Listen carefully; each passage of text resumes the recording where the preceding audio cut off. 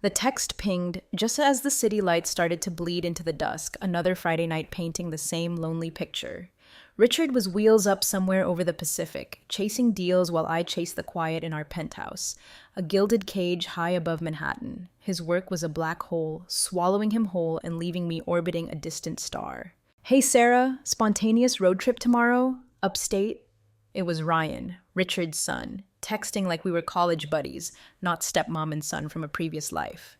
We were polite, a carefully constructed truce, but friends? Hardly. Still, the invite was a crack in the facade of my perfectly curated, perfectly dull existence. Just a drive, I typed back, feigning nonchalance. Yeah, want to meet Jake. You always ask about him. He added a winking emoji, that digital nudge. Truth was, I'd tossed out a casual Jake who? Maybe once, out of politeness. Ryan had this way of making Jake sound mythical, a legend in their little world. Handsome, charismatic, a real charmer, Ryan had said. My curiosity, a dormant ember, flickered. Sure, why not? I replied, hitting send before I could second-guess the reckless impulse. Saturday afternoon, I found myself wedged in the back of Ryan's vintage Mustang, Jake lounging beside me. Ryan, ever the showman, adjusted the rear view, flashing a grin at us both as we peeled out of the garage. Jake was something. Dark hair falling just so, a smirk playing on his lips like he knew all the secrets of the universe and found them mildly amusing. As we hit the FDR, Jake stretched an arm along the seat back. Close, too close, but not quite touching. Nice to finally meet you, Sarah, he murmured, his voice a low rumble. Ryan's been talking you up. A blush crept up my neck. Oh, really? I managed, feeling foolishly flustered. Ryan chuckled from the driver's seat, eyes on the road, thank God. Jake's exaggerating. Am I? Jake countered, his gaze locking onto mine, a playful challenge in his eyes. So, Jake, I said, trying to regain some composure, Ryan makes you sound like some kind of mystery man. Jake laughed, a genuine, warm sound that sent a shiver down my spine. Only to those who don't know me. To Ryan, I'm just the guy who owes him $50. Closer to 100 now, Ryan corrected, grinning. I smiled, their easy banter a world away from the stilted conversations I had with Richard. Jake's hand shifted, his fingers brushing my shoulder, a feather-light touch that sent a jolt through me. Accidental? Maybe, but my pulse jumped anyway. We drove north, leaving the concrete canyons behind, trading skyscrapers for rolling hills and the roar of traffic for the whisper of wind. After an hour, Ryan veered off the highway onto a narrow, winding road swallowed by trees. Where are we going? I asked, a knot of unease tightening in my stomach. Just a spot Jake knows, Ryan replied, his voice too casual, too nonchalant. The trees closed in, the sunlight dappled and fractured, the silence heavy. This wasn't just a drive anymore. The road ended in a small clearing, secluded, hidden away from the world. Ryan killed the engine, the sudden silence deafening. Jake turned to me, that smirk back, sharper now. Nice, right? He asked, his eyes too intense. I nodded, my gaze darting between them. Something was off, a silent current humming between Ryan and Jake, excluding me, or maybe including me in a way I didn't understand. Ryan swiveled in his seat, the easy grin gone, replaced by a seriousness that didn't suit him. So, Sarah, he began, his voice low. How's things with Dad? The question blindsided me. Richard? Fine. Busy, you know. I shrugged, dismissing it, trying to deflect the sudden shift in atmosphere. I knew Ryan saw Richard's absences, the polite distance in our marriage, but I wasn't prepared to dissect it in a secluded clearing with Jake watching, assessing. Jake's gaze was like a physical touch, probing, unsettling. Must be lonely sometimes, he stated. Not a question, a knowing observation that hung in the air, raw and exposed. My carefully constructed composure cracked. He saw it. The emptiness Richard's constant absence left, the hollow echo in our grand apartment. Ryan's voice softened, almost apologetic. Guess that's why I invited you. Thought you could use a break.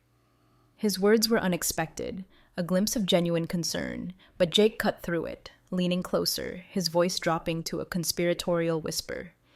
Ryan's told me a lot about you, Sarah, made me curious. I laughed, a nervous, brittle sound. Curious about what? My voice was breathy, betraying my sudden anxiety. Jake leaned back, his gaze unwavering, predatory. Curious how a woman like you, someone clearly vibrant, ends up married to a ghost. Ryan shifted uncomfortably in the front seat. "Careful, Jake," he muttered, but there was a hint of laughter in his tone, an edge of anticipation. "Oh, I am careful, Ryan. Very careful." Jake's words hung in the air, thick with unspoken meaning. A chill, not of fear, but of something illicit, something thrilling, ran through me. He was right. Brutally, shockingly right. Richard was a ghost, a well-meaning specter in a tailored suit, present in body, absent in spirit. I'd convinced myself quiet contentment was enough, that passion was for younger fools. But Jake's gaze, bold and challenging, ignited a long-dormant spark within me. 52, stepmother, society wife. And suddenly, I felt like a girl caught in the headlights, breathless, disoriented, and strangely, exhilaratingly alive. "Do you always have to be this blunt?" I asked, hoping humor would diffuse the charged atmosphere. Jake's smirk deepened. "Only when it's necessary." His eyes held mine, a silent dare, and my stomach fluttered, a sensation I hadn't felt in decades. Ryan stared out the window, his face unreadable, but I sensed a tension emanating from him too, a silent encouragement, or maybe a silent warning. The Mustang was a cocoon of unspoken desires, the rustling leaves outside the only sound breaking the heavy silence. I couldn't meet either of their eyes, suddenly overwhelmed by a vulnerability I hadn't felt in years, and by something darker, an impulse I couldn't quite name, couldn't quite suppress. "You're not what I expected," I murmured, more to myself than to him. "Is that a good thing or a bad thing?" Jake's voice was softer now, a hint of warmth that blurred the lines between provocation and genuine interest. I shrugged, a faint, uncertain smile touching my lips. "Haven't decided yet." Hours blurred into a hazy, intoxicating mix of conversation and unspoken tension. The sun dipped below the horizon, painting the woods in shades of amber and shadow, as if the world itself were mirroring the shifting landscape of my emotions. Jake and Ryan took turns leading the conversation, weaving between lighthearted stories and subtly pointed questions about my life, my marriage. "Why Richard?" Ryan asked abruptly, breaking a long silence. The question hung in the air, unexpected, too direct. Why Richard? It had been a safe harbor, a comfortable arrangement, a life raft in the turbulent sea of my past. But even as I searched for a palatable answer, I felt Jake's gaze, sharp and knowing, dissecting my carefully constructed defenses. "It felt comfortable," I finally offered, the words sounding hollow, inadequate even to my own ears. "Comfortable," Jake repeated, a hint of amusement in his voice. "Is that what you want, Sarah? Comfort?" The question was a gauntlet thrown down. I opened my mouth to protest, to defend my choices, my life, but the words caught in my throat. Deep down, I knew Jake was right. Comfort, stability, peace. Those were the cornerstones of my marriage, the foundations of my carefully constructed life. But was it enough? Had it ever been? "What I want is..." I trailed off, the words dying on my lips, because the truth was, I didn't know, not anymore. Did I still want more? Was there a part of me, buried deep beneath layers of responsibility and resignation, that still yearned for something else? Something more vibrant, more dangerous, more alive? Ryan watched me, his expression thoughtful, a flicker of understanding in his eyes. He saw it too, the longing I'd so carefully concealed, the quiet desperation beneath the surface of my composed facade. Trapped, exposed. My thoughts, my buried desires, laid bare in the twilight clearing between these two men, and with the shame, a dangerous undercurrent of excitement, a breathless anticipation that stole my breath. The fragile piece shattered with a loud clang from beneath the Mustang. Ryan swore under his breath, pulling sharply to the side of the deserted road. Middle of nowhere, no cell service, just endless trees and a rapidly darkening sky. "Think we hit something back there," Ryan muttered, scrambling out to inspect the damage. Jake followed, leaving me alone in the back seat, the sudden isolation amplifying the unease that had been simmering beneath the surface. Through the window I watched them, their faces grim in the fading light, hushed voices carrying on the still air. Snippets of their conversation drifted back to me, urgent, low, but indecipherable. Unease morphed into a prickle of something sharper, something akin to fear. I'd crossed a line, stepped into a world where the rules were different, boundaries blurred, and the thrill of it was suddenly laced with a cold dread. They climbed back into the car, their faces etched with worry. "Problem," Ryan announced, his voice tight. "What kind of problem?" My heart hammered against my ribs, adrenaline surging. "Axel's gone." Jake said, his gaze meeting mine in the rearview mirror. We're not going anywhere tonight. Stranded, middle of nowhere, with two men, one a virtual stranger, both unsettlingly perceptive, both peeling back layers of my carefully constructed life. Terror should have gripped me. Instead, a strange exhilaration surged, a reckless abandon, a sense of teetering on the precipice of something irreversible, something life-altering. Night fell, a heavy velvet curtain descending on the woods. We built a makeshift fire, the flickering flames casting dancing shadows on our faces. Sharing meager supplies, we huddled together against the encroaching cold, three figures isolated in the vast wilderness.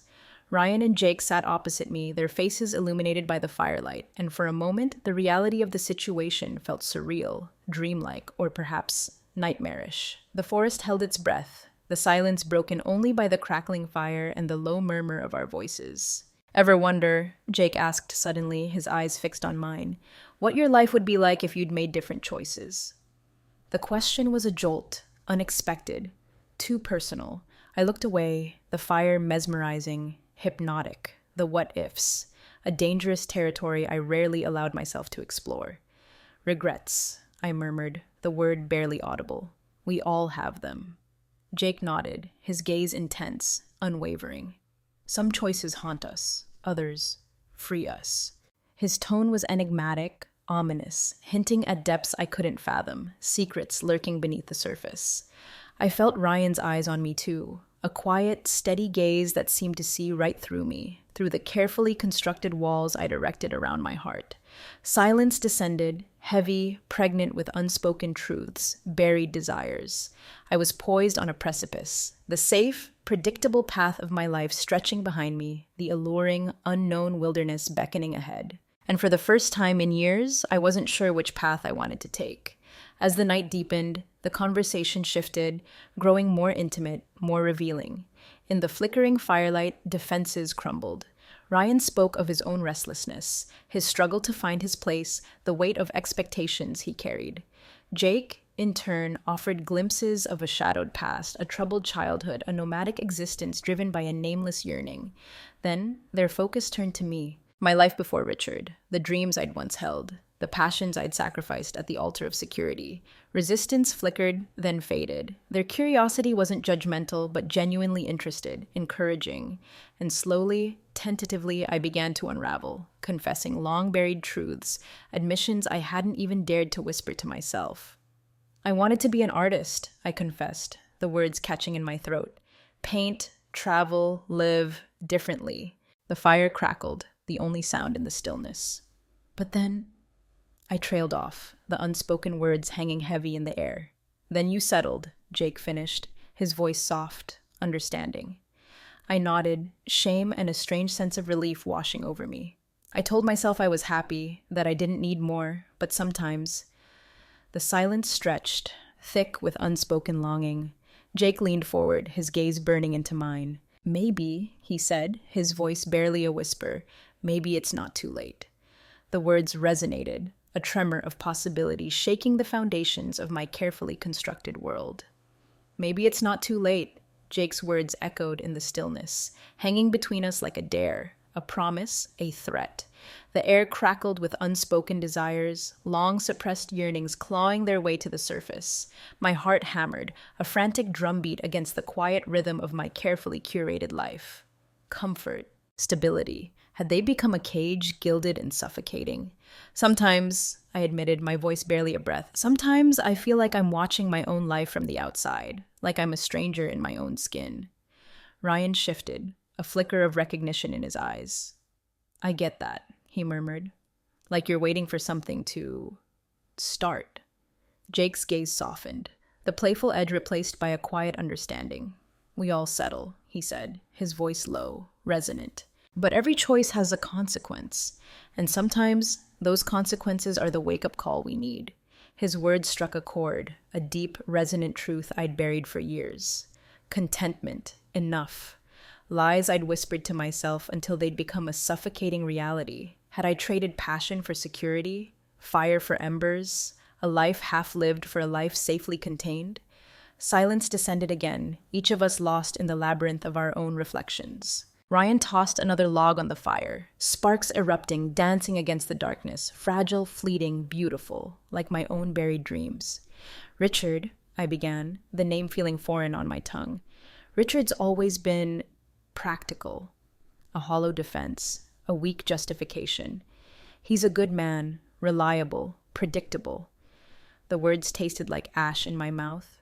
But sometimes, I confessed, the admission raw, dangerous, sometimes I feel invisible.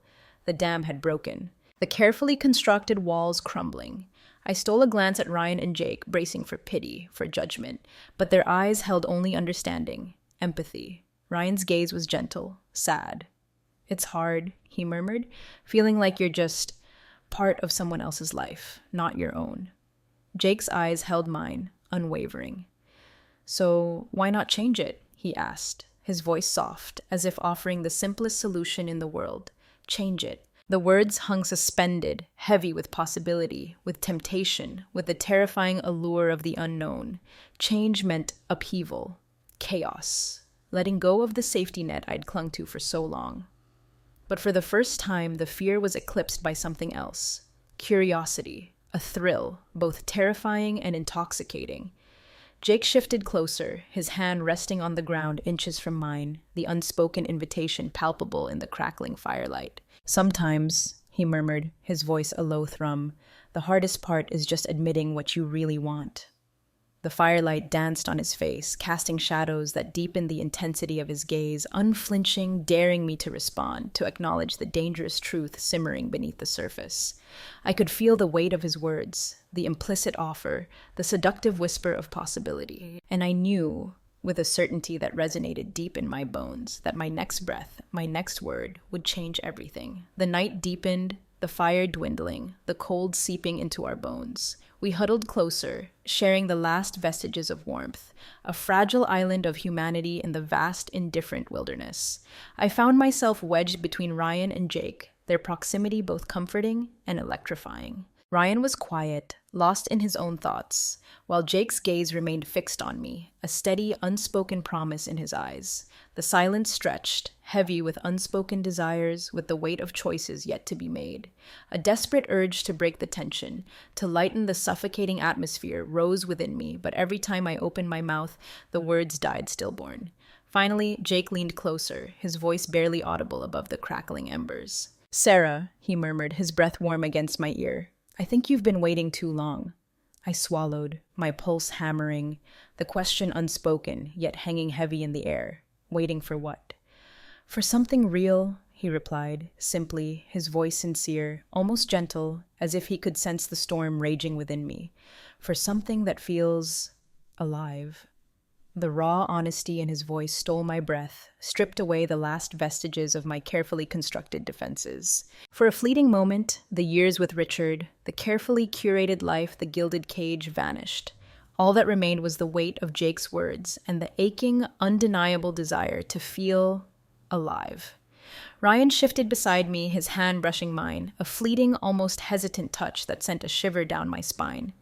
I looked at him, and in his eyes I saw a reflection of my own longing, a shared yearning for something more, something beyond the confines of our prescribed lives. For the first time, I understood. We were all connected, bound by the same unspoken desires, each of us adrift, yearning for something that had slipped away, something lost without us even realizing it had gone. The quiet moment stretched into an eternity, and I was lost, adrift in the swirling currents of my own thoughts, caught between the ghost of the past and the seductive whisper of the present, between the life I had built and the life I suddenly, desperately craved. Richard's absence, once a familiar comfort, now felt like a suffocating weight, a constant reminder of the compromises I'd made, the dreams I'd buried. And here, in the heart of the darkened woods, with Ryan and Jake flanking me, their presence both a challenge and a comfort, the weight of those choices pressed down with suffocating force. Jake's hand found mine, his fingers warm, strong, steady. "You don't have to keep living someone else's life, Sarah," he murmured, his words a knife twisting in the carefully constructed fabric of my existence. My heart lurched, a wild, untamed thing. The thrill of his touch mingled with a dizzying sense of release, of freedom, a liberation I hadn't dared to imagine in years. And as I looked into his eyes, Deep pools of shadow and firelight, I saw a flicker of something long dormant, a glimmer of hope, a fragile chance to reclaim the stolen pieces of myself, the parts I'd buried beneath layers of compromise and resignation. Ryan watched us, his expression unreadable in the dim light, but I sensed understanding, a silent, unspoken support. And in that moment, something shifted. A decision crystallized, hard and sharp and undeniable. A decision that would shatter the fragile peace of my carefully constructed world. A decision that would change everything. The next morning dawned cold, gray, and silent. We packed up the makeshift camp, the air thick with unspoken emotions. Ryan and Jake moved with a practiced efficiency, their movements synchronized, a silent camaraderie passing between them. A strange sense of gratitude washed over me, a feeling of connection that transcended words. Whatever lay ahead, I wasn't alone. I had a choice, a chance. A terrifying, exhilarating possibility.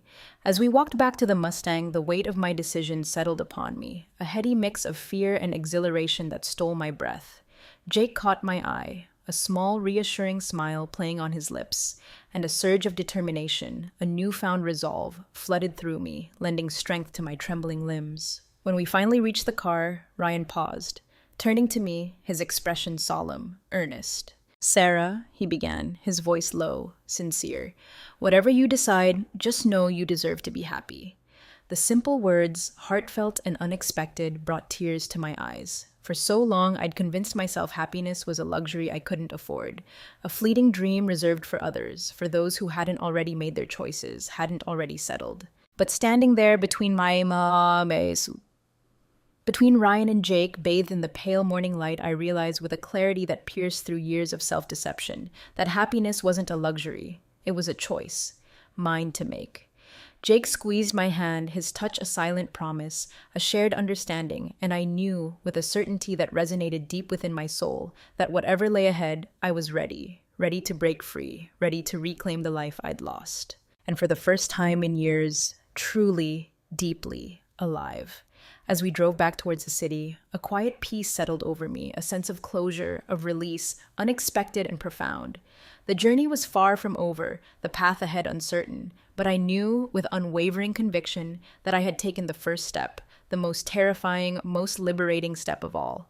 I had chosen to live a life that was truly, finally, my own. And as the miles blurred by, the city skyline rising in the distance, a surge of anticipation, a breathless thrill, coursed through me, as if the world itself were unfolding before me, brimming with endless, terrifying, exhilarating possibilities. For the first time in years, I was free.